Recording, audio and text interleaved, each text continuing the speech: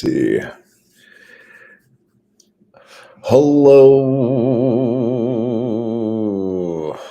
everybody, and welcome to this live stream. Now, get your coffees out, guys. Get your coffees out.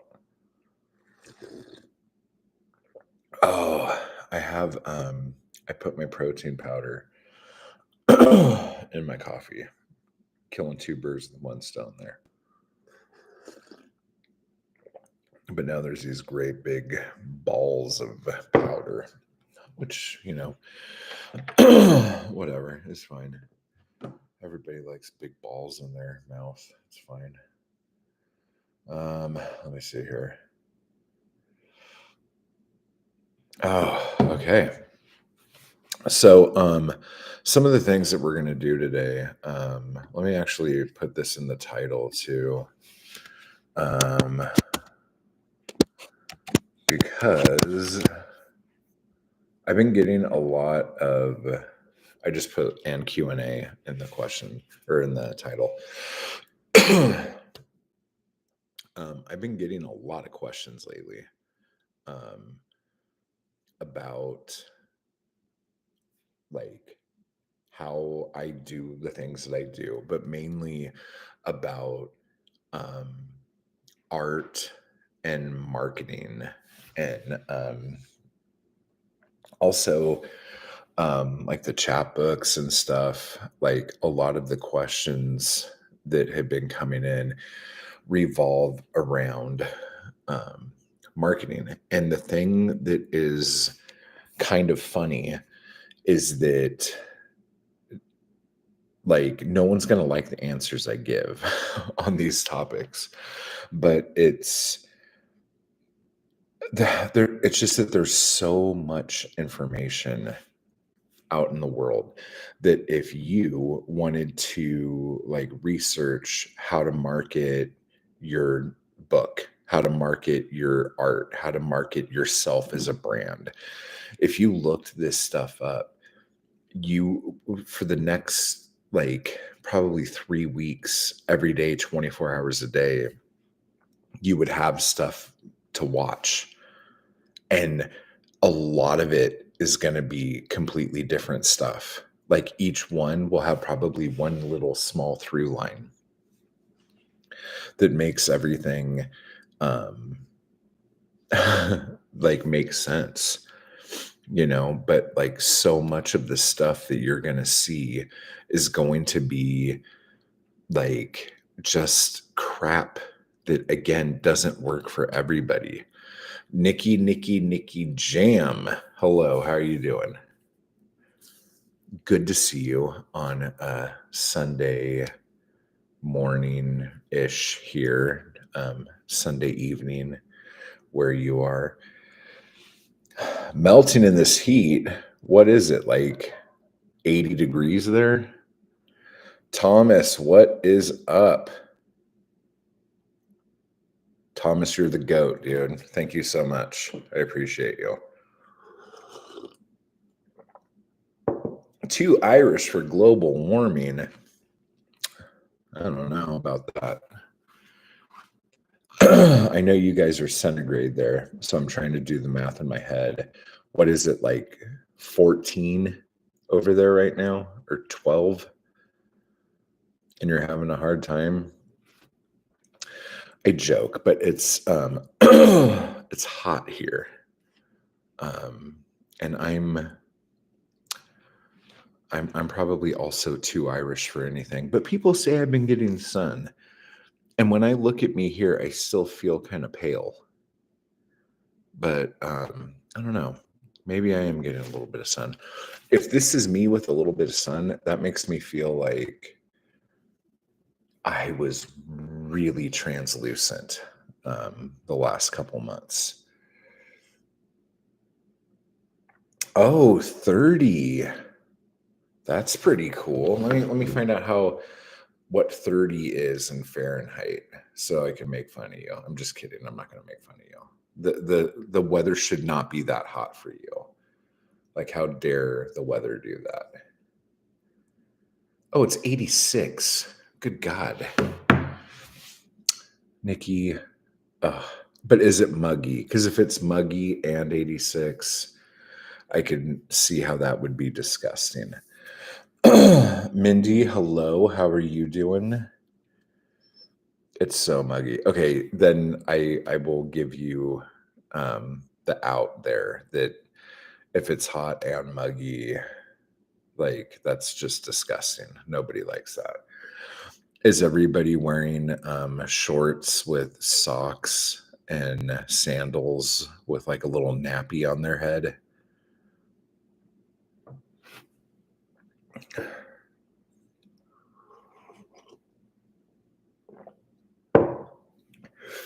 You guys got to learn to not wear socks when it gets hot.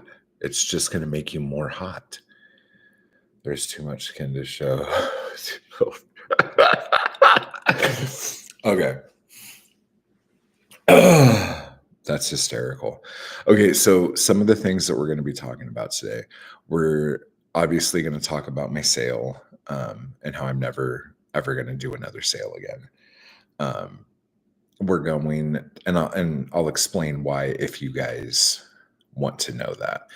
I'm going to be reading off to you some questions that I've been getting lately. Ethan, what's up, dude? How are you? Nikki, your painting has not sold yet. But you could, or anybody else, you could do payments through the site if you want to do that. That's fun. You're so funny. That cracks me up. Oh, Sindra, what's up? You made it. Well, bad for you, but good for me. Yeah, she wants that painting. That painting is hers. Okay, so if you guys have any questions about anything, if you have questions about marketing, if you have questions about what it is I do, how I do when I do, definitely leave it in the chat. I will be throwing some questions out that I've had sent to me recently too. Dude, if it's still up when we sell the house, I'm totally buying it. I'm going to hold you to that. I'm going to hold you to that. Let me see. And so is the book. Oh no, I think I am confused now. There is a little bit of a delay between things I say and then when you guys type. Oh, and yours. Yeah. There it is. Yeah, for real. Oh no. But yeah, so we're going to be going over some of that stuff today. This is probably going to well, how do you manage to be such a magnificent bastard? Well, the first way is being okay when it's 86 degrees outside. No, but that's really funny. Thank you for saying that. Where was I going? Oh, I wanted to do, and I've never done this before, so this is like, well, so this might be the first thing like this, but I'm thinking about doing kind of like a meditation on here to like focus me and focus for all of us. Like if you guys are into doing that stuff. Oh, Thomas, you're awesome, dude. Thank you so much. Yeah, and I didn't put the video up of me doing those paintings yesterday, so I will probably put that up later today if you want to see how the sausage is made. So we'll do that.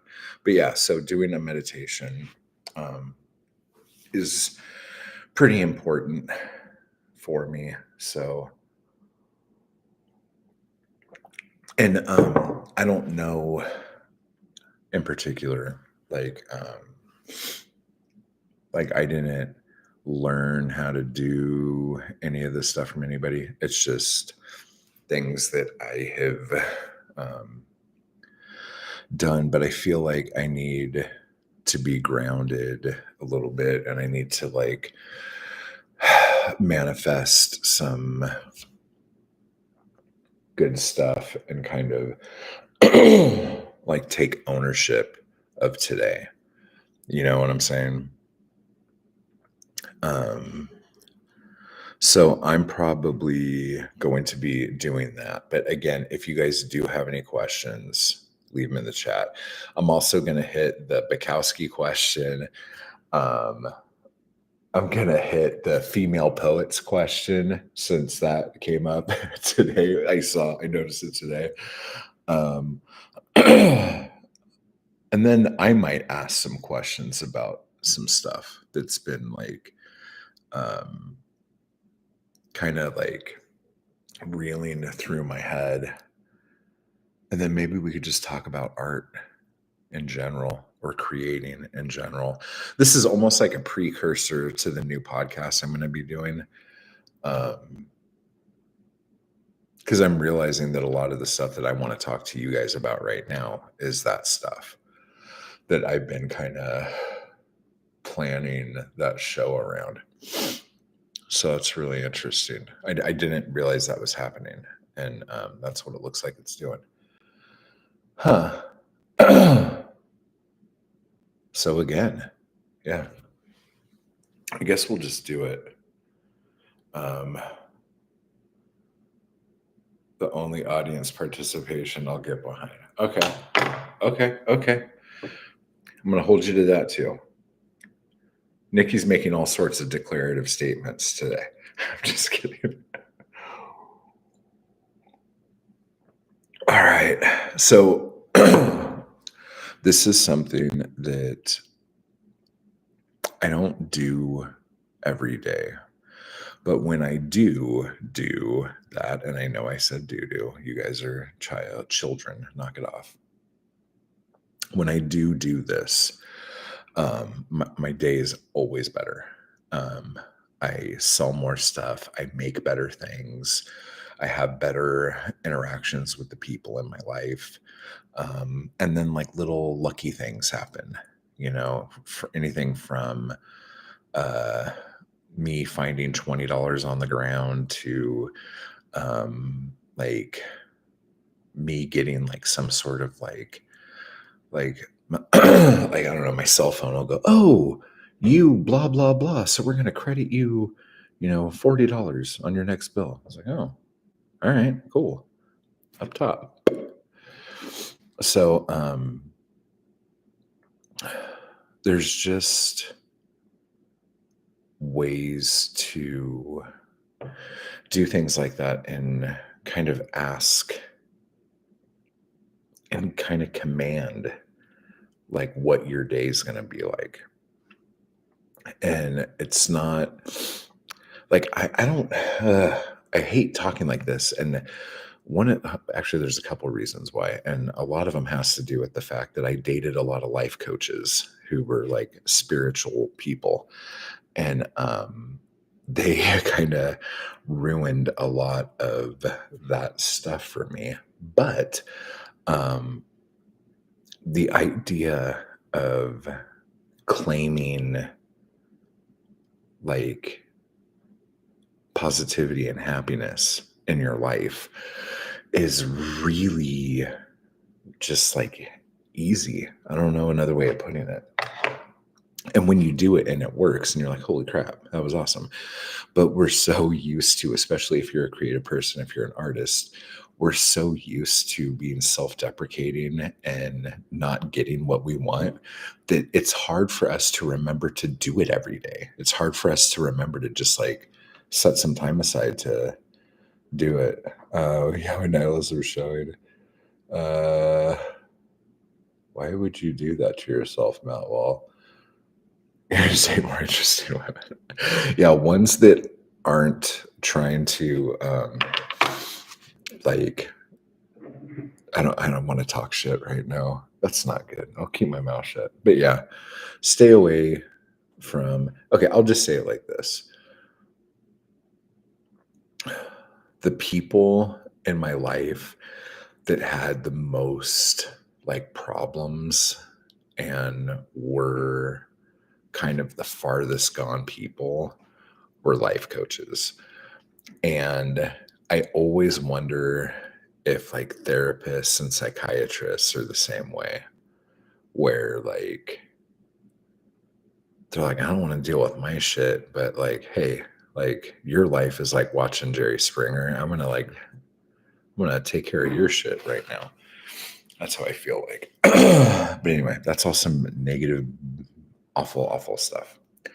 So let's talk about the things that we want today and the things that we want out of our life. So I'm going to do some things. Please, please don't make fun of me. Please don't tease me. I know I'm like begging for it now, but this is just how I do stuff. Okay. And I've never done this on here before, so it's kind of weird. But I sometimes do this with my paintings too. And if you've been to any of the streams where I've painted, especially bigger pieces, I do things like this. So, and I don't know if I talk about it when I do it. So you guys might just think I'm like about to sneeze or something, but okay.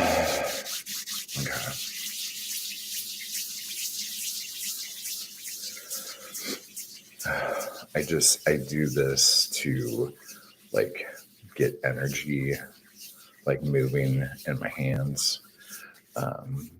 Like my hands are very they're like radiating right now. Like just like energy speaking. Like I can feel it. It's good. Okay. Okay. So we are going to have an amazing day today, guys. We are going to have a super beneficial day. We're going to have an amazing day. We are going to be one step closer to making those things that we want to happen. We are going to create something amazing today. We are going to make something amazing.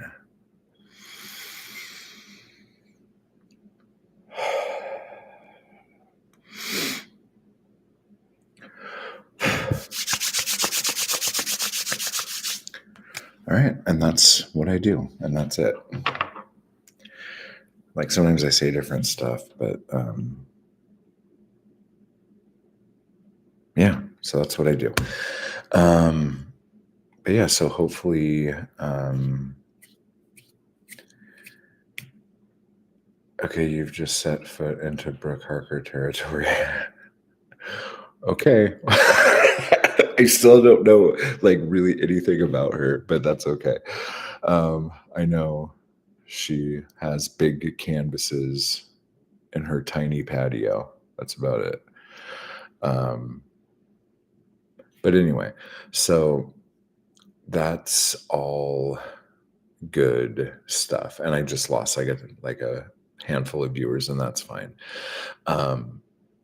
But yeah, so that's what I do. That's what I do when I'm putting stuff into my paintings. I do a lot of, I guess, manifesting into the paint when I'm making the paint. I try to transfer as much energy into the actual piece, especially as the paint is drying, as I possibly can. And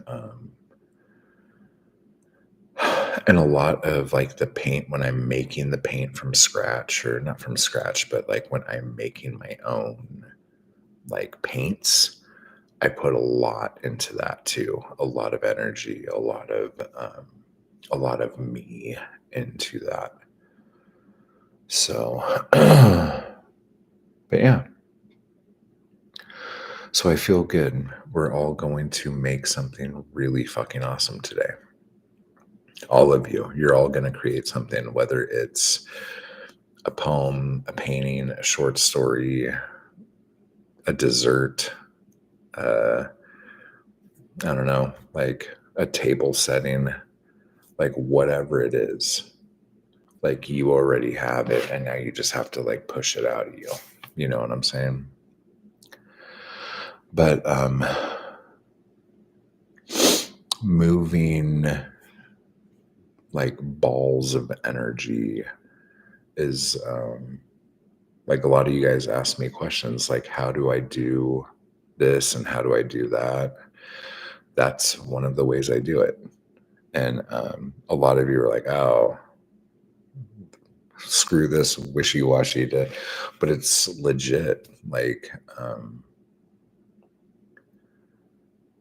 when you command things, when you ask for things, you get things, you know. And somebody told me, actually I've heard it from a couple different people, but I heard that this is more of a Pisces thing than really anything else. That Pisces are generally really good at being like I want this out of life, and then it just like happens like within a week or two. I I would like this, and a lot of it too. When we get into like mindset and stuff, guys, um, a lot of it is wanting and not needing. That's fishy. That's funny. I like what you did there. I like what you did there. The heat is not getting to you. Your sense of humor is still spot on. But we've talked about this, and even in some of the writing Zooms lately, like at least I've written about it. But when you like say you need something, I need this, I need this, I need this, you're just like emphasizing lack, if that makes sense, when you speak. And I know this is one of those weird things that kind of get me in trouble sometimes, but words matter, you know, like how you say things matters. And if you're like, I need this, I need this, I need this, you're just like, if you want to believe that it's the universe and all this other stuff, that's fine. But like, you're letting anybody know, including yourself up here, that you are running in lack and that you do not have things. You don't have the things that you need to like move forward, to get to the next step, to get to the next thing in your life, you know? So, like wanting things, like I don't even like saying, I want this, I want that. But it, like if you had to pick between saying want or need, say want, because that at least puts you like in more control than like I need. Like if you don't have something you need, you're going to suffer or die. If you just want something, you're like, yeah, I want that. You know, if you talk about things as if you already have them, the chances of you having those things are greater. I don't know. This probably does fall into like law of attraction and The Secret and all that fucking mumbo jumbo shit, which is fine. But like, it's just like how you speak. And again, this goes back to like the poetry like I write and like trying to keep it like simple, trying to keep the things you're trying to convey to the point and not overdoing it. You know what I'm saying? And to get back to the question I got earlier, which was, but why do you like Bukowski?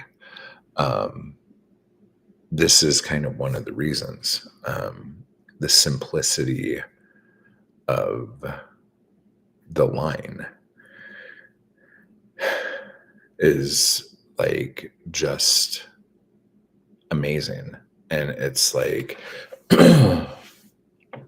there's that quote where he's like, I'm trying to remember how it goes. I'm going to paraphrase it because I'm going to fuck it up. But like, genius may be the ability to say a difficult thing in a simple way, or even a simpler thing in a simpler way. Like, being able to like command what you want simply on the line is really powerful, and most poets go out of their way to be as obtuse as they possibly can, because they think that makes them look more intelligent. They think that makes them come off as more educated. And again, I'm going to blame T.S. Eliot and Ezra Pound for doing that. And Ezra Pound should have known better, because he used to talk about how much simplicity was important. But then I think he just didn't have anything really good to say. So he's like, oh shit, I better start coming up with some really like difficult shit to read, because like nobody's buying my shit. So we've all been there. We've all been there. As always behave as if, and it will become it is. Yeah, there you go. That's a good way to look at it. That's a nice little as if and it is. Yeah. Like fake it till you make it, right, guys? What song was I just listening to where that was in that? You guys are going to crack up because I think it was a Taylor Swift song. Something fake it till you make it, and I did, or something. Like there's like, I don't know, probably 3 women in here who's like, oh, I know the song. It goes like this. So that's one thing. As far as female poets go, because that also came up, and then we'll get back into marketing if you guys want to talk about marketing, and we'll get back into painting if you want to talk about painting. Because again, guys, if you don't know, 40% off at mattwallart.com using the promo code MWART40. MWART40. All caps. If you want to get the only sale price you're ever going to get from me on my art. There you go. Use that code at checkout. But anyhow, oh yeah, female poets. So I do like Anne Sexton kind of a lot. And I go back and forth with her because from just like a problematic standpoint, Mort, you got it.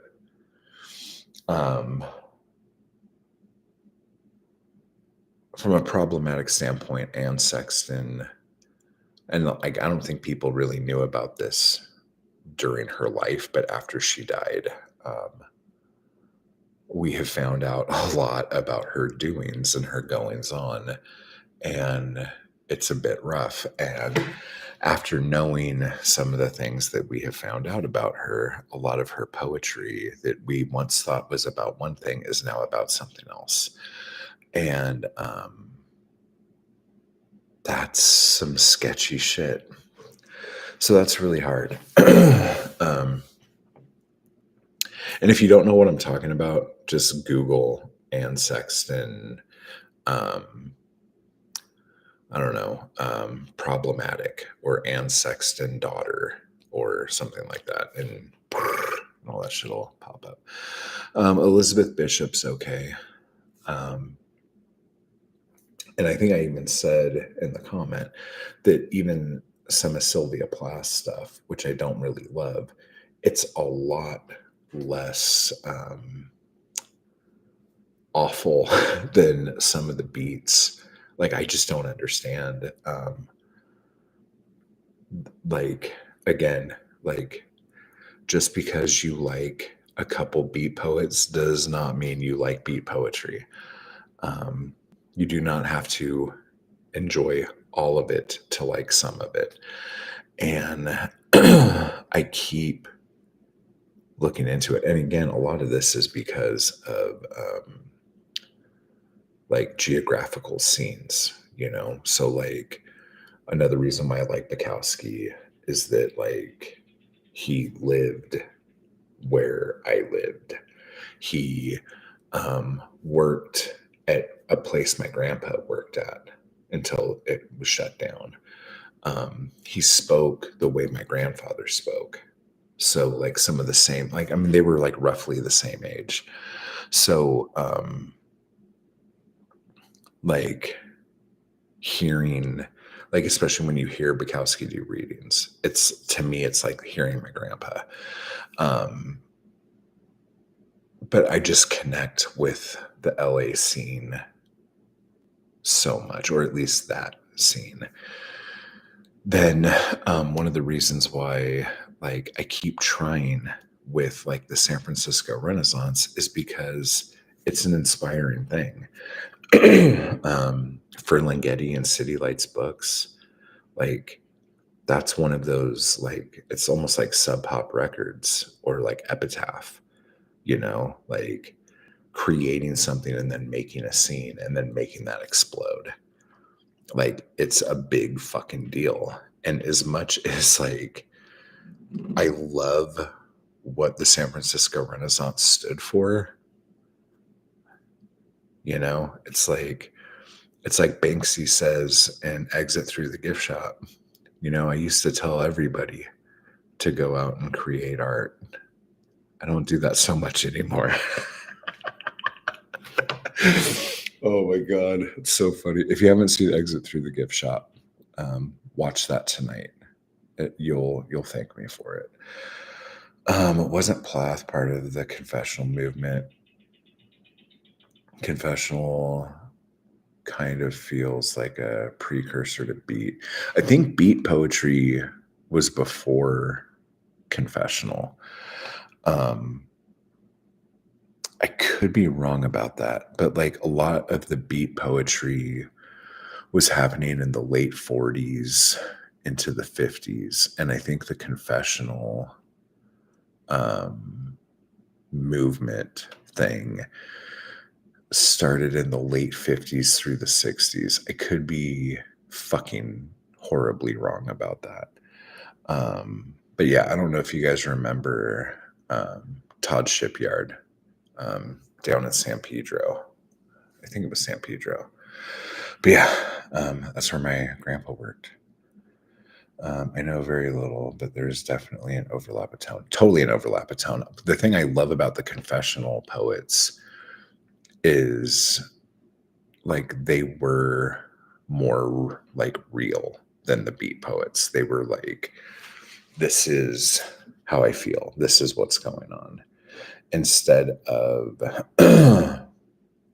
trying to make a spectacle out of the fact that they were doing a poem. Because I think a lot of beat poetry, especially in the beginning, was trying to be more performance than anything else. And you were there with your friends and you wanted to, like, be the coolest guy in the room kind of thing. And then I think one of the things that happened with it, which made it cool and got a lot of people reading, a lot of people, but immediately, like, destroyed the whole movement in the first place, is all of these beat poets were constantly writing poems to other beat poets and putting those out in their books. And their poems were inside jokes between them and this guy, and that's it. And no one else knew what the fuck they were talking about. And then they would like write poems together and write responses to each other. So it was basically like they were just like sending each other love letters and shit. And then like you're having to read it as a book and being told that it's, I don't know, like some amazing poetry or some shit. I don't know. So like that whole thing, I think that killed beat poetry in general because it immediately like the gatekeeping happened on something that was being shown as something that wasn't gatekeepy. But like as soon as you aren't one of the people that write poems back and forth to one another, like how can you get into that circle? It's like a cool kids club. The confessionals, um, even though like as far as like walk of life goes, and this is where I'm gonna sound like a total motherfucker here probably, but a bunch of well-to-do, wealthy, like silver spoon, like Ivy League school people. And again, I'm probably generalizing, so calm down. But we get to hear the problems that these people have. Oh no. Like, what problems can you possibly have in a 6-bedroom house that's paid for? Oh no. Someone must be running low on Valium. Oh, God. Quick, somebody help this person. So, like, that whole thing, and again, like, I know I'm going to get a lot of shit for that one, but like, that was what a lot of it was. So, I think confessional poetry helped um, what ended up becoming like meat poetry, like in the 70s. And that's probably the only school, if you even want to call it that, that I feel like I like. Like I could pick up a book from any poet from that moment in time, and it's usually something I will like to read.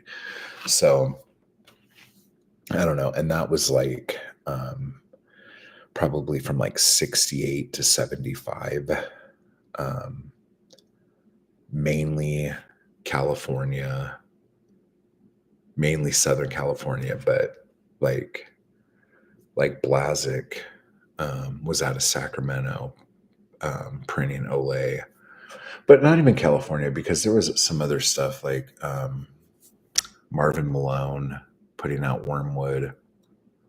Um, yeah, there were some other good things, but like the big heart of it.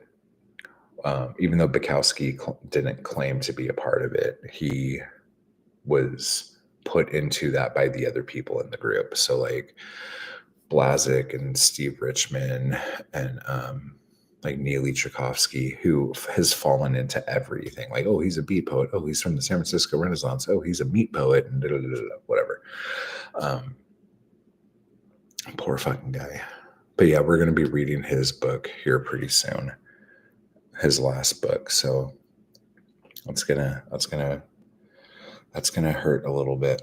Oh, the other thing about Bukowski that I really like, and this is before I started reading him, I had a friend named Alex who looked almost exactly like Bukowski, and he was older. He looked almost exactly like Bukowski, and except he had a rounder alcoholic nose, if that makes sense. And I never knew until after he died, and I started getting into Bukowski, how much of his persona in the bar, because like we were working at the same bar, was he had read all these Bukowski books and kind of took on that thing, if that makes any sense. And he was a really good friend of mine. And he did the thing to himself. And that's kind of around the same time that I found Bukowski. And so a lot of times when I'm like reading Bukowski, or I'm listening to him read, like I don't even see Bukowski, I see Alex. And it's quite surreal. Not so much anymore, but for fucking the first few years, it was like I didn't even know what Bukowski looked like. I just kept seeing Alex. So that was really weird. I know very little, but yeah. Confessional definitely 50s, 60s seems like almost natural evolution from the beat poets.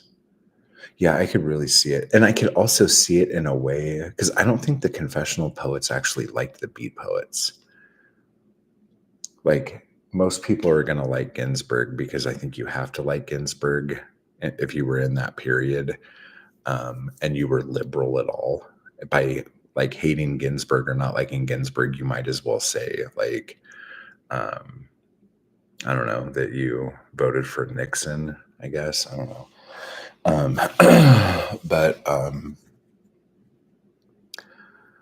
it just seems very different because like the beats were more like hippie and the confessional were more of your like upper crust New York, like Ivy Leaguers. You know what I'm saying?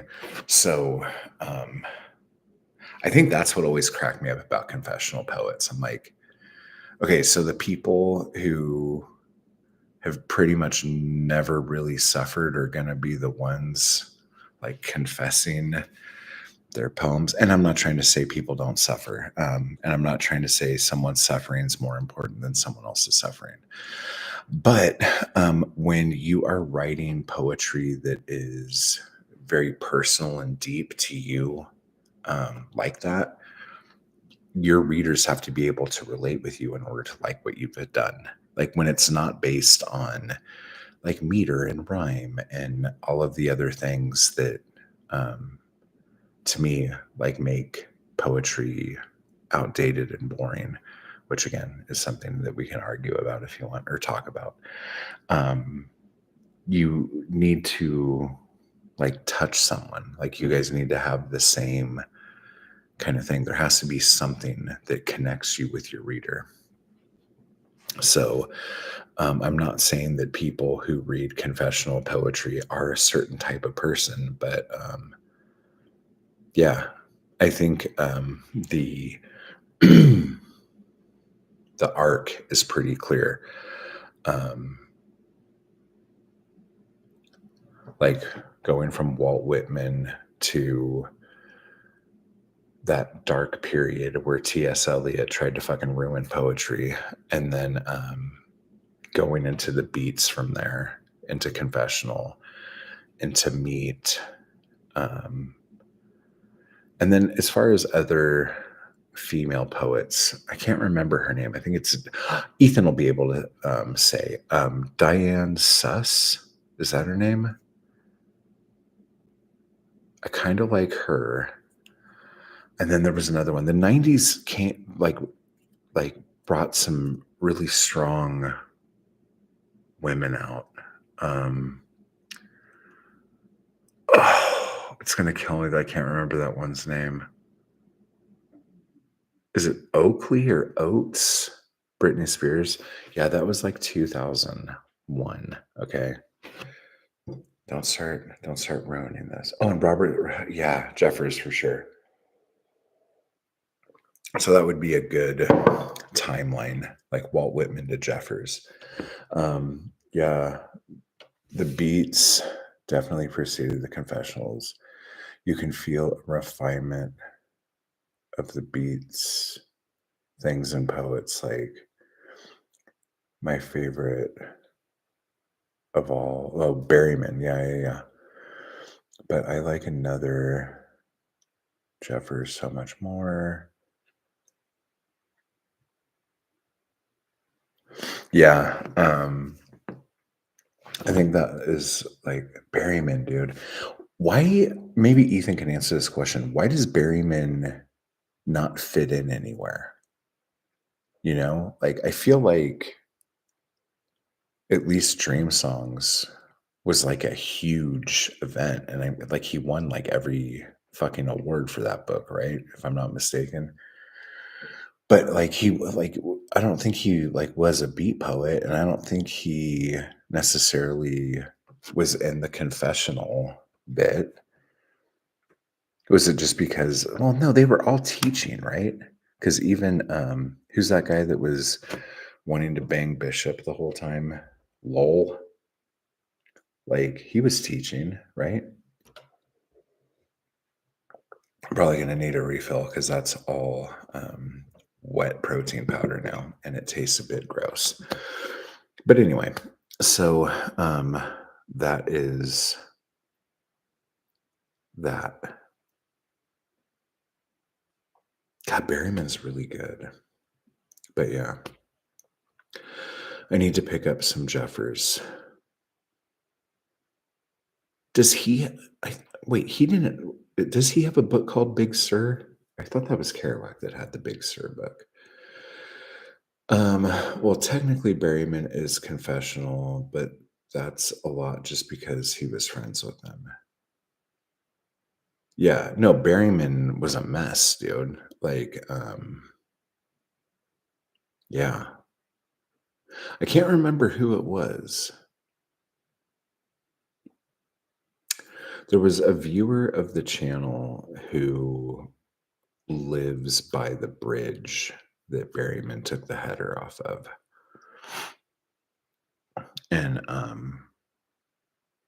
as much as we shouldn't romanticize the swift exits a lot of poets take, this person was very into romanticizing that bridge. Um, Stones of the Sur, got it.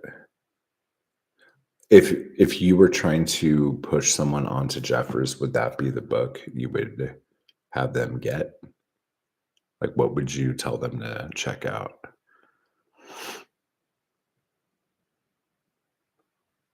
Because he like built his house up there, like out of rocks, right? Like he just like went up there and like by hand built some like stone house or something like that. Is that correct? Man, I think the common selected is pretty good. Okay, cool, cool, cool. The one that's less than 200 pages. Oh man. These people with their books under 200 pages. What a bunch of, no, I'm just joking. Yeah, he built that by hand. That's wild.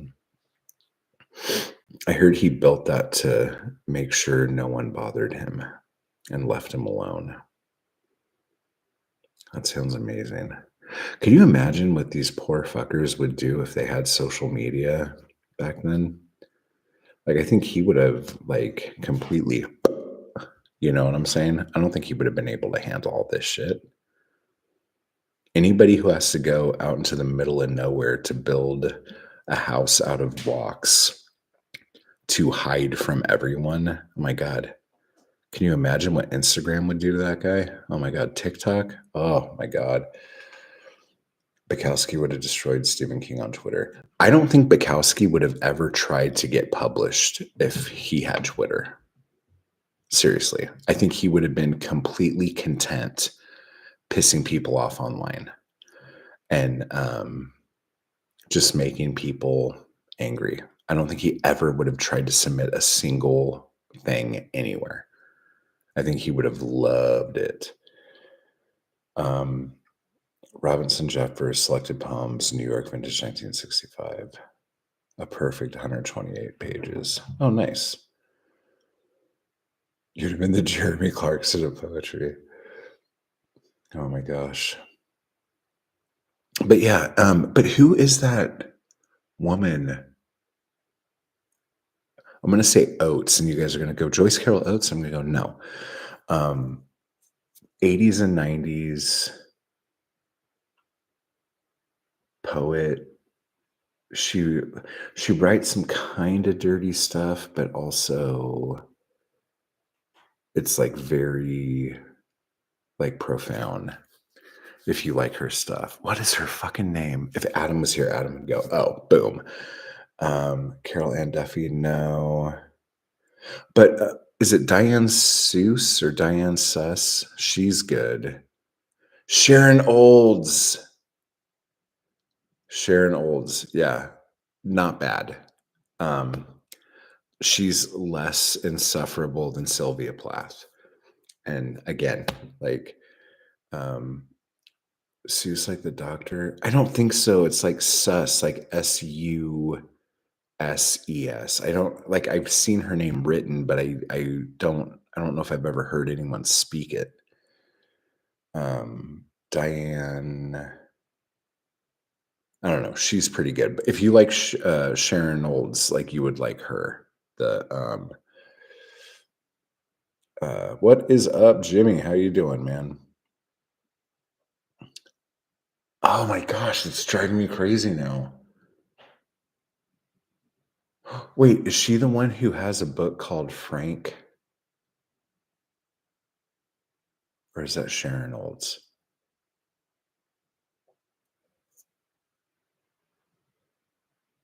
Diane Seuss. I guess it is like that.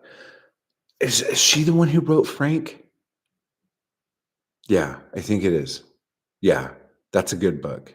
If you like that kind of stuff. I don't know. It's it gives you that same feel of like when you are reading something where you feel like you shouldn't read it, but you're going to read it anyway. And it's good, but there's a lot of the reason why you're reading stuff is because like you feel like you shouldn't read it. And so that makes it more exciting, if that makes sense. Like, and I think a lot of other poets think poetry like that is cringe. Like you're hearing something you shouldn't be hearing. And that's like, ooh, cringe. But for me, it's not because it's like me finding naked lunch old and reading that and feeling like I should not be reading this and feeling like I was um like looking into something that I shouldn't look into. It's the same reason why I bought the Necronomicon, like the fake Necronomicon that Pocketbooks put out or whatever, because I felt like I shouldn't have it. And like this is like secret stuff that if anyone knew I had, like there would be questions. So any books like that, I really, really liked. And it's weird because there's a small part of me that feels like that Ocean Vaughn book is kind of like that. But at the same time, because it has won so many awards and he's like such a legend now, I feel like it's not a big secret. Um, did you catch the 1975? Oh, oh, Louise Glick. Instagram told me you also follow them. You're so funny, you guys. Yeah, Louise Glick.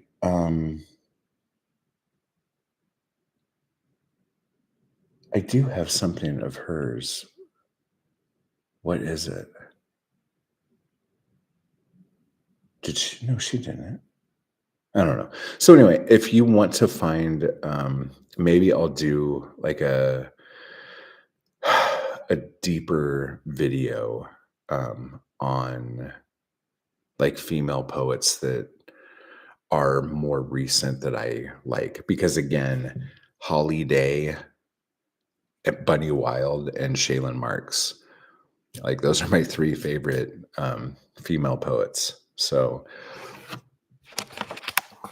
and Bunny and Shaylin are here a lot of the time, and Holly Day spends most of her time writing technical books, like technical journals about like everything how to fix a keyboard to how to play piano. And it's really sad because she's like seriously one of my favorite poets ever. And her best thing that I've ever read of hers was a chapbook she submitted to me when I was doing Weird Mask. And I've been wanting to put that out ever since she sent it to me. And like, she's just like really hard to get a hold of because she doesn't really give a shit about poetry anymore. I'm sure she does, but like, it's not the thing that pushes her. So if you ever find her book called The Book of Beasts, it's really good. She has a few different poetry books on Amazon that you could find. But yeah, the one that I wanted to put out was like her best stuff. And a lot of it ended up in M-Zine. Did any of it actually end up in Weird Mask? It might have just ended up in M-Zine, but yeah, my God. Like, not to be horribly depressing, but she had this great poem about having your child be kidnapped and finding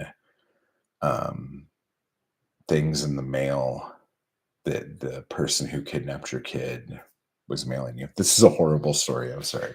It was just like so moving. I couldn't believe it. Is it still hot? It's still kind of warm. Let's do this.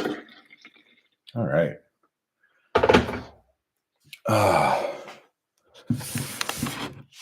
So that's working out. All right.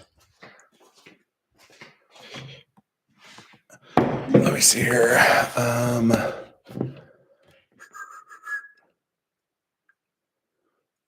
It's on BBC iPlayer. Shay McRae is a huge fan of Louise Glick. Okay. I saw a clip of Maddie crying at the end. How dare you? I'm never crying in front of you again, jerk. I'm just kidding. Highly recommend. Yeah, that was pretty poignant. Oh, we're still talking about a band that is not very good. I joke, guys.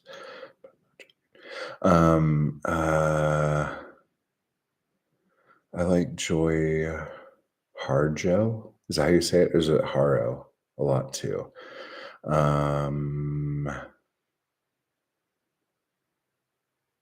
Yeah. A couple people over here are talking about a band. So that's cool. Yeah, my kid was into them until I started talking a lot of shit on them when she would listen to them. And it's just because like they were ripping off a lot of older stuff, and you can be inspired by stuff, and that's fine. But don't say that you weren't inspired by something that you obviously like ripped off, or like, you know what I'm saying? Like, don't go, oh, I don't know about that. It's just, it's a bad look, guys. It's a bad look. But yeah, so anyway, that's that. Is there any other questions that I needed to get into? There was a marketing question and I can't remember what it was now. Oh, let's get into it. Oh yeah, promo code MWART, all caps 40 to get 40% off of everything in my store right now at mattwallart.com. I mean, Bathory claimed not to be influenced by Venom, but it was so good.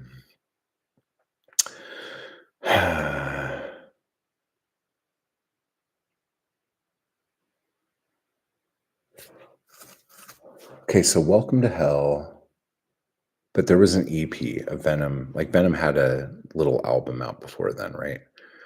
So that was what, 79 or 78? And the first Bathory album came out in 80 or 81. So probably around the same time Black Metal came out, right? I'm one of those weirdos that only like the first 3 Bathory albums, and then I hate everything else after that. Like when he went from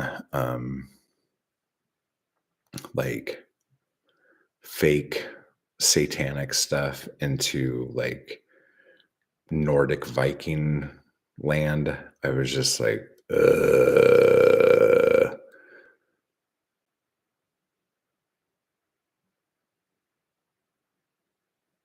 Yeah, yeah, yeah.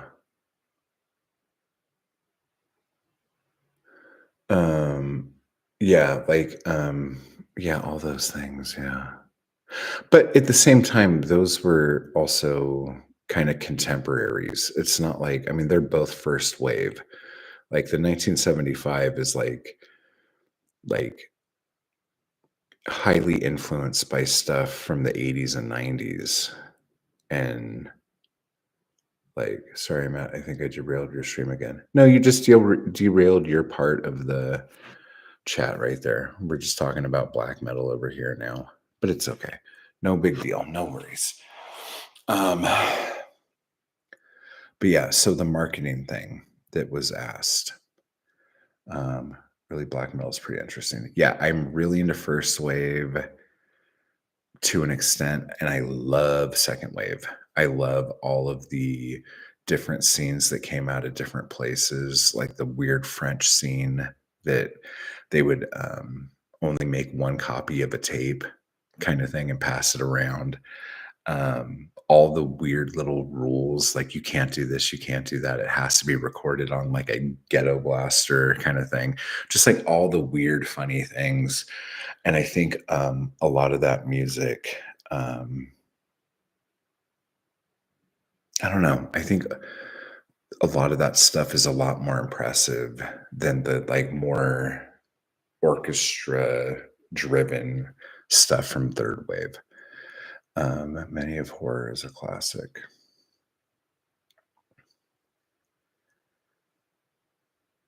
Oh my gosh, my black metal stuff? Yeah, my black metal stuff. If you guys haven't heard my black metal stuff, go to themurdercult.bandcamp.com.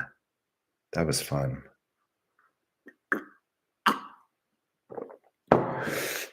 Luckily, I don't have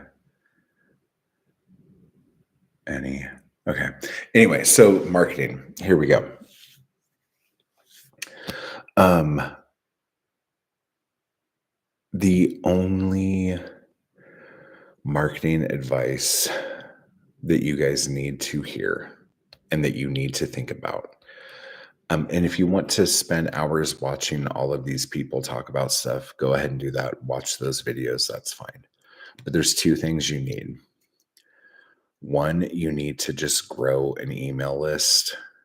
Um, Email marketing has such a bigger ROI than any other kind of like everyone puts so much into social media marketing, and social media marketing is really garbage. You might get 1% um like click through off of that, and that's just a click through. That doesn't even mean anyone's going to buy anything. And then I think off of that 1%, you might get 3% of the 1% that will actually buy something. And that is just such a fucking waste of time. And you should be doing so many other things than worrying about how many likes you get on this, trying to make something go viral. Because once you make something go viral, that's all you're known for, and that's gone. And then after that, you're done. Like being viral is like probably a bigger curse to the people who go viral than actually ever having anything. So don't put your all your eggs in that basket. No bueno, no bueno, guys. But email marketing has a click through rate depending on your like profession or your whatever. It could be anywhere from 3 to 20%. Um, my open rates are usually in the ballpark of 20 to, we'll say in the mid 20s. Um, and then my click through rate is really powerful compared to that, meaning just like it's usually like 5 to 10, 11% click through, and there's no way in fucking hell I could get that. I tried to make something happen on Facebook the other day, and because I didn't pay for an ad, nobody saw it. Like it is zero visibility. Like, they just buried it. Facebook is awful. Like, I don't know why anyone still uses that platform. I don't use that platform hardly ever. I just use it to make sure, like, my family in Florida is still alive. Um, but yeah, it's, on Substack, I have about 27 open average, drives more viewers than the Substack app does. Uh, oh, wait, here we go. I missed a bunch of stuff here. Do you think Substack is going to rival email lists? Yeah, like, and it kind of like from what I gather, it acts the same because like whenever anyone I follow on Substack does anything, I get an email about it. So that is actually kind of cool. Um, but you don't have to do social media in order to build an email list? No, you don't. Like, if you could drive that traffic to that list, then you just do that. You can have an email list that's a clipboard with like some line paper on it and just talk to people like out in public and then ask for their email address. Might be kind of weird, but even if you're doing an event, like every gallery I go to, like has like a little book for you to put your email address in there. You know what I'm saying? So like um collecting email addresses, that is like I can't stress enough. And I don't know, like that is probably the most powerful thing that any of us have. And it doesn't happen overnight. Like it you need to curate it to make it grow, and then you have to give your people who are on your list something of value to like get that trust, build that exchange of trust.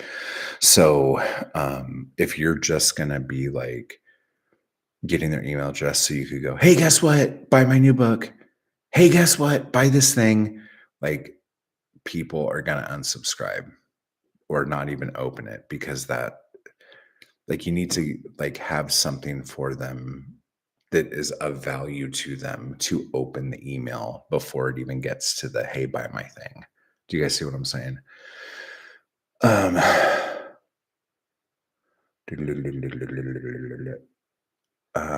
I've seen good feedback about Substack. I've considered joining it. I've signed up for it but not drafted anything. Yeah, I apparently have a Substack. Besides the Bukowski pod, like an actual Substack for me that I think I signed up for when I was listening to Slee Ricketts.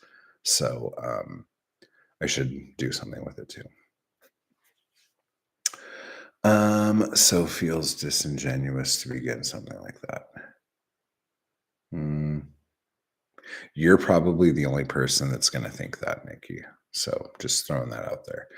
Yeah, I feel like I've had the same problem. I had an instance where I felt it was like I was shut out. Yeah, social media is rough, guys. That's the problem with social media. You take time away from the grind, and it's like never existing in the first place. Oh my gosh. Um, yeah, and don't send 4 emails a day, or I'm gonna unsubscribe hard. Who sent out 4 emails in a day? Yeah, connection, fake and fleeting.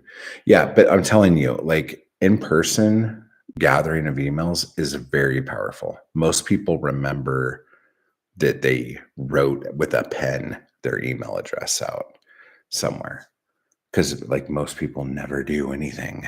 So that's a good thing to do.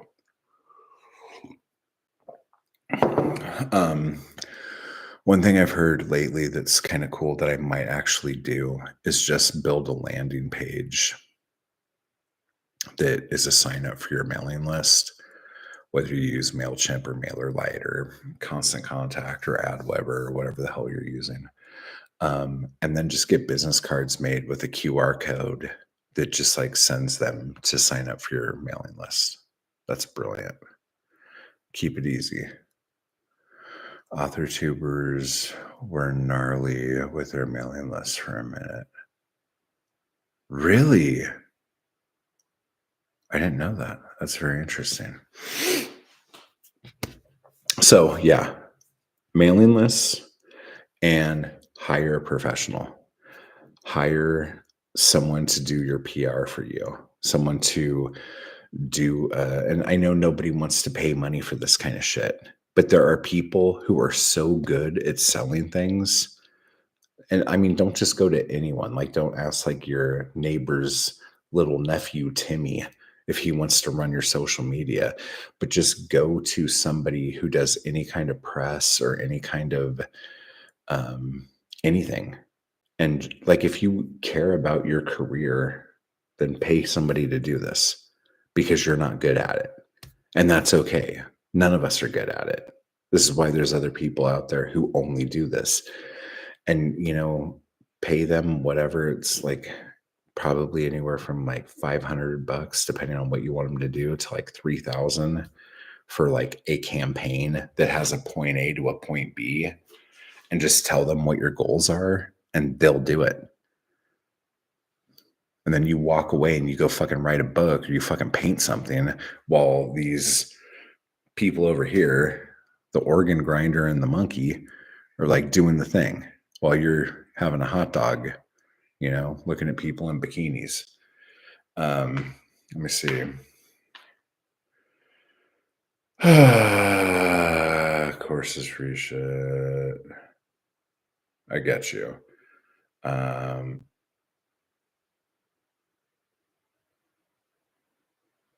Hey, besties. I hope you guys aren't talking about me from a couple years ago. That'd be awful. Um, the besties. Hey, besties. Hey. Hey, good dear friends. Hi. That's annoying. Why? Oh, because you threw me under the bus there? That's horrible. Great chat. Byes. Bye, besties. Bye, besties. I need to know nothing but cringe factories. Yeah, so that's it. Go do that thing, hire somebody to do it, or just focus on building your mailing list. And it's a slow burn, but it will work. And then again, I would be remiss if I didn't tell you guys. MWart40 at mattwallart.com gets you 40% off of everything in my store right now. And I'm never doing a sale again. And if you guys want to talk about why I'm never doing a sale again, we will talk about that at a later date. Cringe factories. Matt, you never got annoying. Okay. Thank God. Thank you. I appreciate that. But yeah, so I hope that was a lot of information. We did some meditation. We talked about marketing. We talked about poetry. We talked about Bukowski. I gave you a promo code that it was only good for the rest of the day. MWart40 to get 40% off everything in my store at mattwallart.com. Go do it now. Go do it now. Yeah, because at midnight you can't do it no more. Okay. Mort. Okay. There's too many M's there, but that's okay. Anyway, guys. Yeah, I guess that's it. I'll post that video about me painting those paintings, and I might do a couple posts, send a newsletter out, all that shit. Okay. So, boom. Type hard, me hardies. Okay. Mort. Okay. Great chat. Great chat, guys. Great chat. I'll see you guys later. Thank you. Bye bye.